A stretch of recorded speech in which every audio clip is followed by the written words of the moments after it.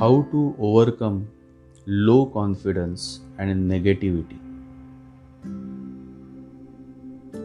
Confidence comes when you focus on the self. Self is represented by the sun. Sun is the source of consciousness. The greater the consciousness, the greater is the realization of the self.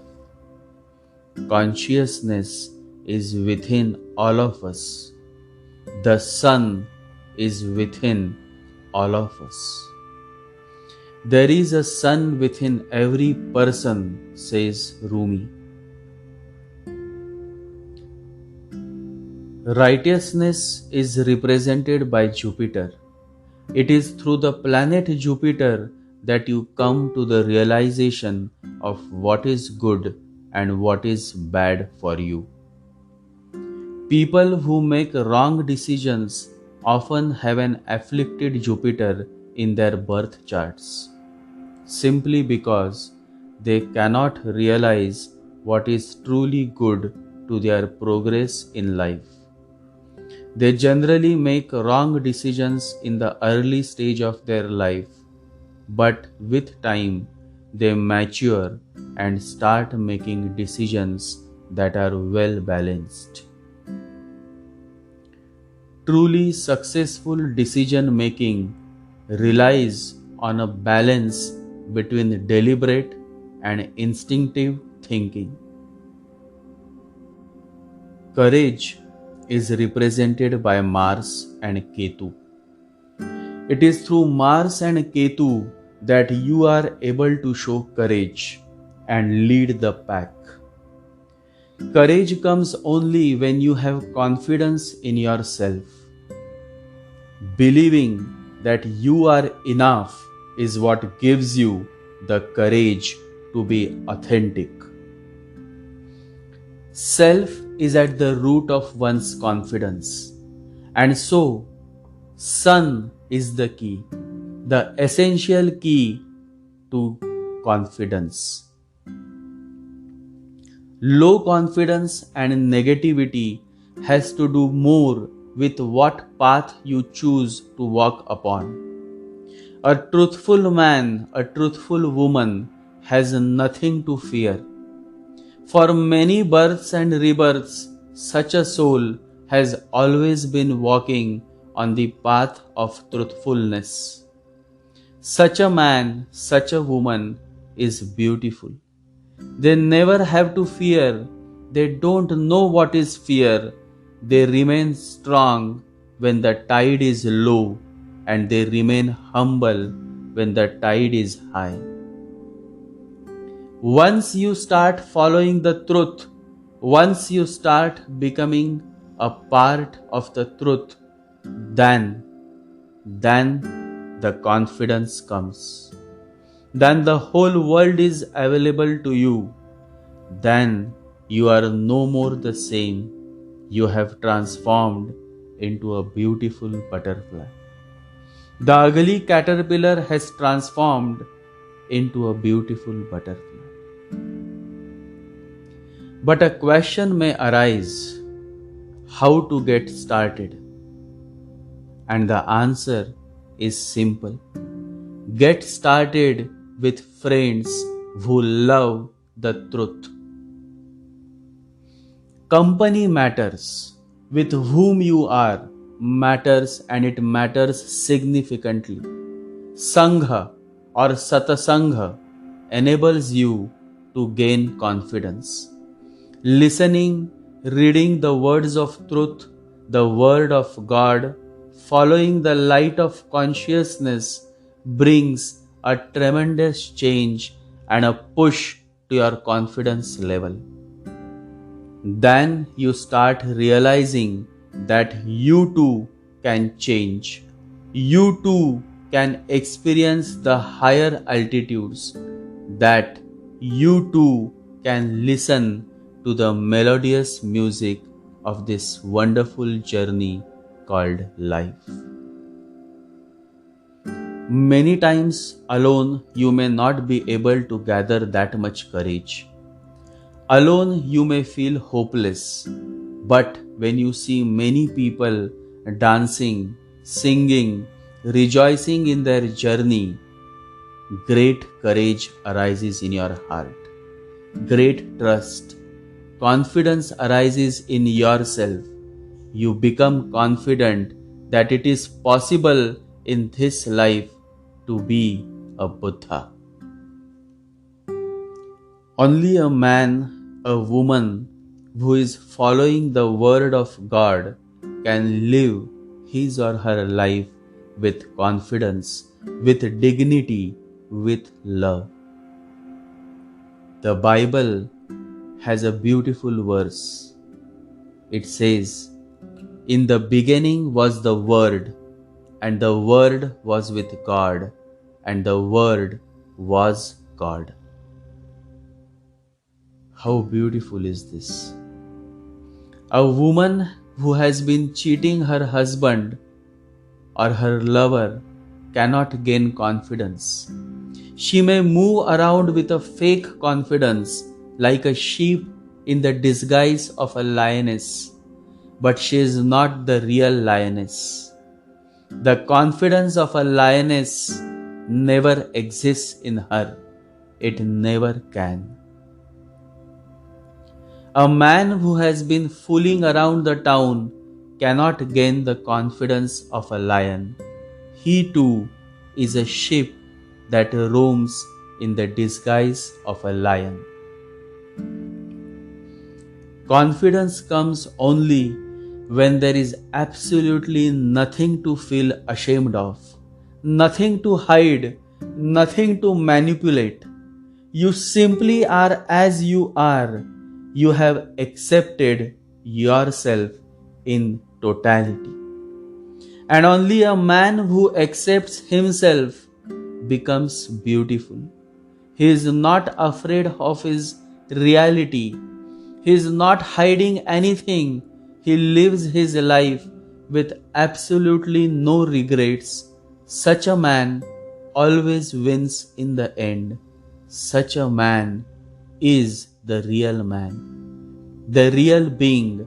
He is an individual and not just a personality.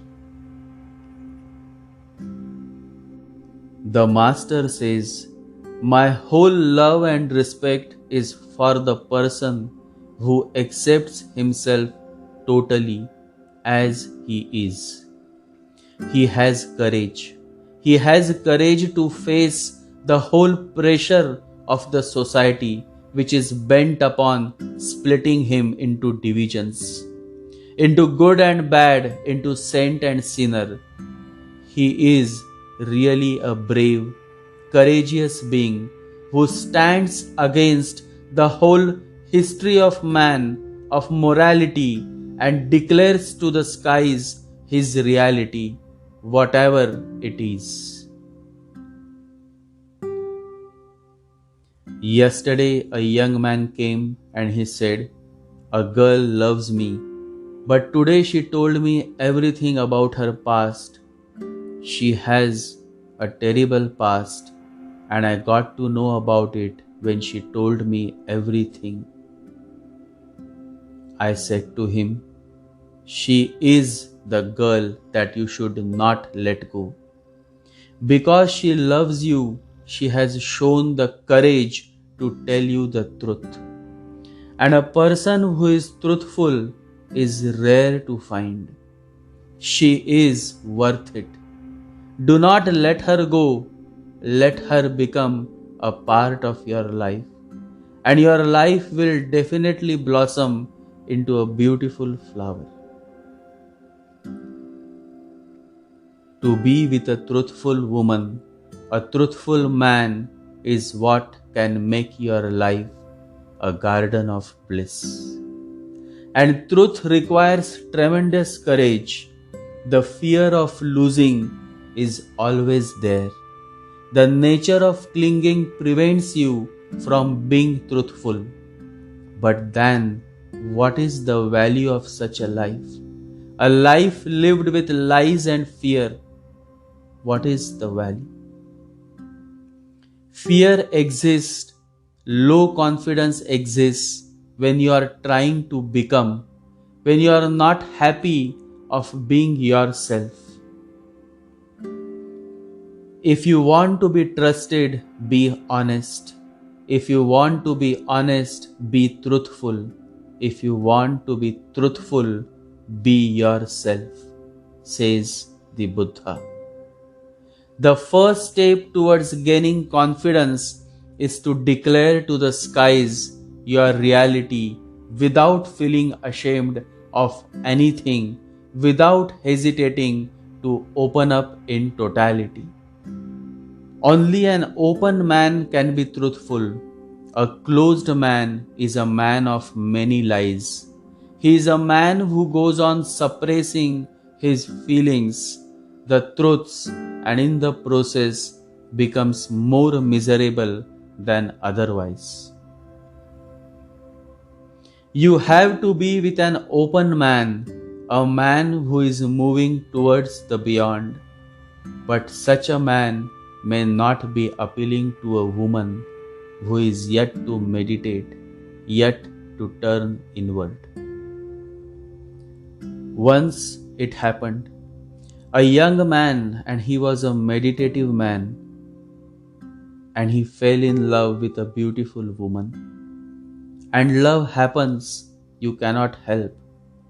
It happened with this young man, but after a few days, he comes to the master and says, "My girlfriend says, I am cold, I am not hot. She says I don't know nothing about love. I think she may be right, but please guide me." Now listen to those words again. The young man is concluding. He says she must be right. The master smiles and says she is not right. Because you are not cold, you are cool. And it is not true that you don't know love, but people are used to a hot love. And in their mind, there are only two possibilities. Either you are hot about them or you are cold. They cannot relate to the balanced state. They simply miss. A man of meditation, a man of awareness, never becomes cold and never remains hot either. He becomes cool, calm, and quiet. His love takes a totally new dimension, which will appear to ordinary people as indifference. To those who understand, his love becomes less noisy, less stupid, less retarded, less biological, but starts having a flavor of spirituality, which needs an understanding. Otherwise, the other person, your partner or lover, is bound to think you have become cold. Why the girlfriend of this young meditative man thinks that he is cold? Because the young man has gone way ahead. Through meditation, he has moved on to the higher altitudes of love, while his girlfriend has been left behind. She is not growing in meditation. The young man is growing, and so the distance is growing between them. Either the girlfriend has to catch up by being more meditative, or the distance can eventually lead to a breakup. Because when there is no range, the call always disconnects.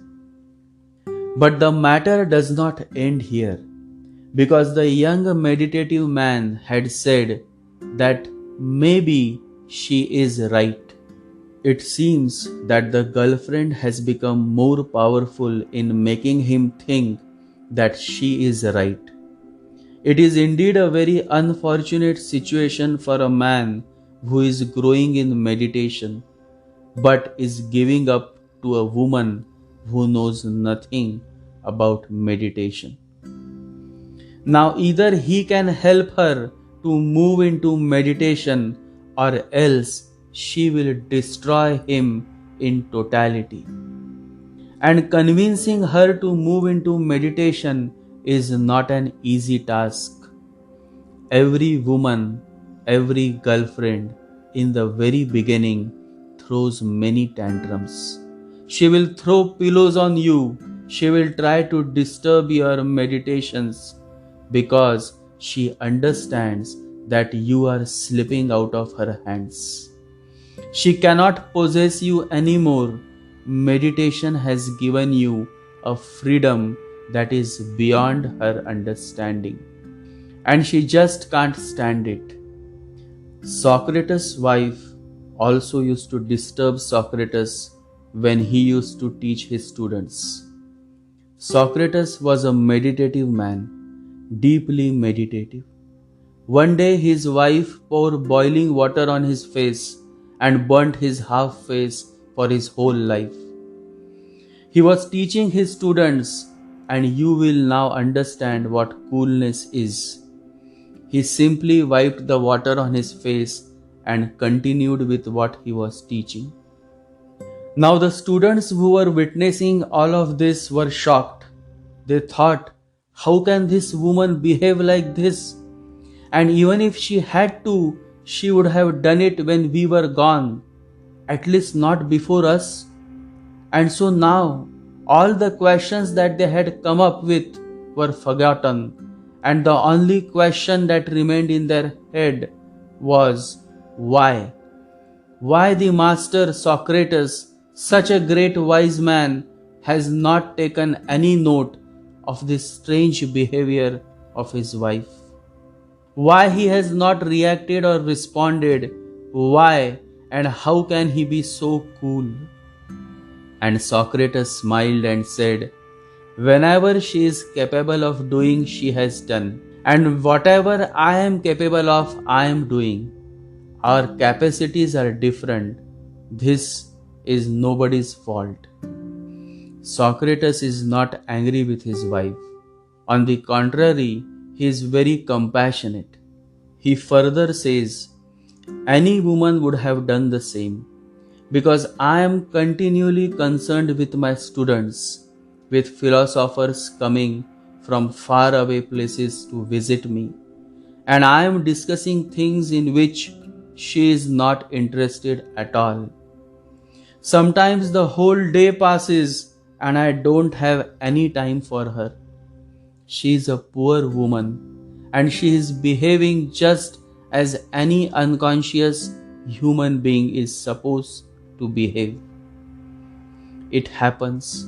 It always happens when the partners are not at the same level of consciousness. The friction happens, and it is always one-sided because the other side is always cool, compassionate, and understanding. But when both the partners, the husband and wife, or the girlfriend and boyfriend, are meditative beings, then the balance blossoms. The relationship becomes more beautiful. Then there is a song to it, a dance. Then life becomes a garden of bliss. When you and your partner grow together in meditations, then it has a beauty of its own. No conflict is sin. When couples grow together, hand in hand, dancing the same dance, singing the same song, as they grow together, the understanding also grows. Then there is no trouble. But if they both are not growing together, then the one who is left behind feels offended.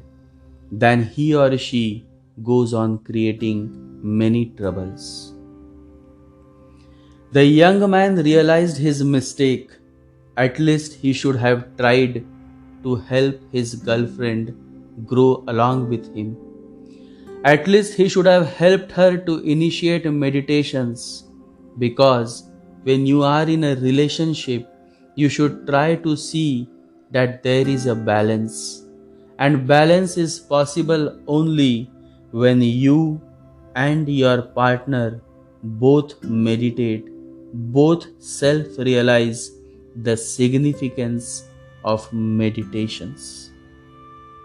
When you become meditative, when you become a prayerful man or a prayerful woman, when you devote a certain time to your daily meditations, and when you remain firm on the path of truthfulness, confidence comes naturally. The greater the willingness to remain detached, the greater is the depth of self confidence. It is only when you remain attached that you fear of losing, and this fear then prevents you from being truthful. And once you move away from the path of truthfulness, you start losing on confidence, and your body then starts attracting negativity. Always remember, life is a flow. In this flow, one comes across many experiences. One goes through many relationships, many people, many situations. Always remember, life is a flow. In this flow, one comes across many experiences. One goes through many relationships, many people, many situations. Do not suppress those experiences. Suppression is suicide. Expression is life. When you express yourself freely, when there is absolutely no hiding, then life is straight, and a straight path always makes everything straight in your life. A young woman had been through multiple relationships. They all failed, but she remained open. She would not hide her past. Only that woman hides her past who is not willing to face and accept her failed relationships. She is afraid of sharing her failures, and so she goes on suppressing herself, which in turn impacts her confidence levels. A woman who has accepted her past has nothing to hide. She opens up. She looks confident. There is absolutely no guilt. Such a woman understands life. She succeeds in her life because whatever she have been through, she never represses. She never hides. She accepts, and only a person who accepts her past can move on. And it is only when you can move on that you can progress in life with confidence. It all begins with being truthful. If you had done certain mistakes, so what? You simply accept your mistakes, learn from it, and move on.